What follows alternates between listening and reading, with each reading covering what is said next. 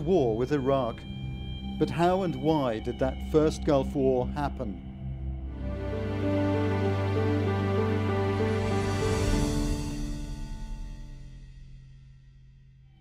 Saddam Hussein had invaded the tiny oil-rich Gulf state of Kuwait on the 2nd of August 1990. International outrage followed, and fear. If Saudi Arabia was next, the Iraqi dictator would control more than half the world's oil. The response was rapid. Within a week, US fighter jets had arrived in the Gulf, followed by the Royal Air Force. US forces called it Desert Storm, the British Operation Granby. The first Gulf War was fought by a colossal American-led alliance. 39 countries took part, supplying 670,000 troops, 470,000 from the US and more than 53,000 from the UK. My 30-year-old self was there to witness at least some of it. Here in the Gulf, hundreds of British troops continue to pour in each day. It's the biggest build-up of military hardware since the Second World War. By October 1990, 7th Armoured Brigade had left Germany for Saudi Arabia. Cameras greeted the arrival of Challenger tanks. This was to be the first big televised conflict. The Desert Rats would be joined by a second British Army of the Rhine Brigade. The peaceful solution would be for Iraq to get out of Kuwait. That is a matter for them. We hope they will do it. If not, we shall have to take the military option and see that Iraq does leave Kuwait. A war never fought against the Russians was about to be played out in Iraq. Tanks, now specially adapted for the desert dust, trained for weeks. But the number one concern was an Iraqi chemical and biological attack. For months, soldiers had to take nerve agent protection pills. Anthrax and plague vaccinations were part of a cocktail of injections. This was later blamed for a set of conditions that became known collectively as Gulf War syndrome. When the war started, it was from the air. Saddam Hussein had ignored a United Nations ultimatum, and the response was rapid. 5 months ago, Saddam Hussein started this cruel war against Kuwait. Tonight, the battle has been joined. It was the first smart bomb conflict. Tomahawk cruise missiles rained down on Iraq and the capital Baghdad. Laser-guided bombs from radar-defying F-117 stealth planes pierced hardened bunkers. The Iraqis tried to respond with notoriously inaccurate Scud missiles. For 42 days and 42 nights, air bases, bridges and enemy positions were struck. Royal Air Force Tornadoes would fly 2,500 sorties. Of the 55 Allied aircraft lost, 8 were British. Very sadly, we have lost a further Tornado GR1. The Royal Artillery complemented the air campaign. From inside Saudi Arabia, the big guns pounded Iraqi forces across the border. Everything was now set for the ground war. It's now 2:15 on the 25th of February, just going through the berm into Iraq. Once we crossed the start line, you didn't know what was going to come next. We're constantly on the move, and the majority of the men on the first attack were all hyped up, sitting in the back, bright as buttons, waiting to go.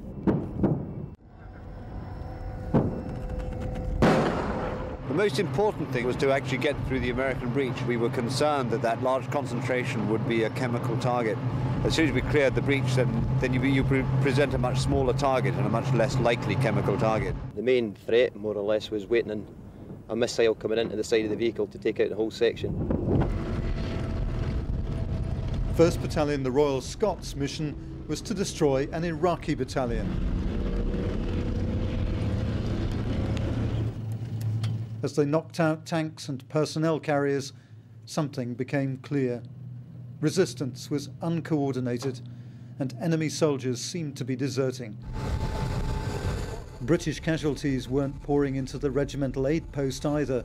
They were overwhelmingly Iraqi. A short but successful ground war was about to end. Exhausted and hungry Iraqi soldiers had had enough. They were now rapidly surrendering, and in greater numbers than anticipated. It takes a lot of time to disarm them. We were supposed to be taking 50 of them. They were walking towards us, and we actually had to leave without them because we just were running out of time. It is very time consuming. Maybe it's one of the ways of slowing an army down, is it just give them lots and lots of prisoners of war to handle. Iraqi POWs would eventually number close to 80,000. As Saddam's forces stared defeat in the face, they began to retreat from Kuwait. They also launched a scorched earth policy and started the biggest oil fire the world had ever known. More than 650 wells were set ablaze. You can see on every horizon fire and smoke as these oil wells burn themselves out. In some instances, the fires have gone out and pure oil is gushing out of the ground. The smoke from these fires, when they pour over Kuwait City, darken the sun and produce a smog that totally blackens the sky. It's a pleasant day today, but downwind from where we are now, it simply looks as though storm clouds have gathered. It really is truly an awe-inspiring sight. Once Kuwait had been liberated, it would take a further 8 months to put the fires out. 5% of the Kuwaiti landscape had been contaminated. And 30 years after the first Gulf War, the clean-up operation is still going. But the apocalyptic vision of oil fires wasn't all that depicted the Iraqi flight from Kuwait. In the final hours of the conflict, fleeing Iraqi troops had reached Matla on the road to Basra. It would come to be known as the Highway of Death. Strewn across the Iraqis' original invasion route was all that was left of a 3-mile convoy. The tanks, personnel carriers and stolen Kuwaiti cars had been heading for the Iraqi border. Once the column had been spotted, American aircraft had targeted the front and rear first. Then what had become an enormous traffic jam would be bombed relentlessly for hours. An estimated 1,500 vehicles were annihilated. Reports of the death toll ranged from a few hundred to several thousand. How many survived has never been established. Some condemned the attack as a shot in the back and a violation of the Geneva Convention. Others argued that the convoy had been heavily armed and posed a threat to Allied troops.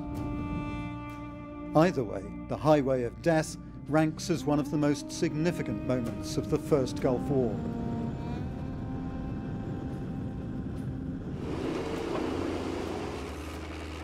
A vast effort to clear the Basra road involved British Royal Engineers.